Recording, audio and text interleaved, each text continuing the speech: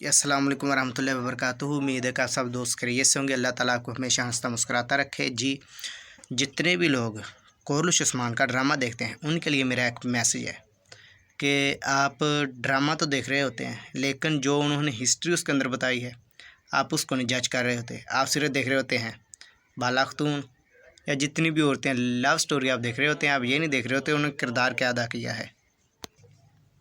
हाँ, ये ना समझे कि ड्रामा देखना ठीक है, लेकिन हाँ असला इनकी हिस्ट्री वैसे मिल जाती है सल्तनत उस्मानिया की। तो ये ना समझना कि ड्रामा देखना ठीक है, ड्रामा देखना ठीक नहीं है। लेकिन फिर भी जो लोग देखते हैं उससे अच्छा नतीजा अखज़ करें। आप लव स्टोरी को ना देखें, उन्होंने जो किरदार अदा किया है आप उसको देखें, उसके मुताबिक चलें। आप उन पर उन्होंने एक सीरीज़ बना दी,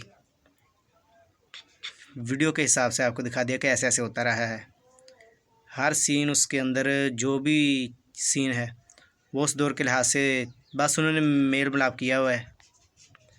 बाकी वो क्या कहते हैं कि लून मिर्ची तो डालनी पड़ती है ना, कोई भी चीज़ है उसका टेस्ट बनाने के लिए। इसी तरह से उन्होंने उसके अंदर लव स्टोरी डाली है ताकि लोग ज़्यादा से ज़्यादा देखें और ये जान सकें कि पिछले दौर में क्या हुआ था, कैसे लोग थे, कैसे रहते थे, किस तरह से जिहाद करते थे, किस तरह से वो जंगें लड़ते थे।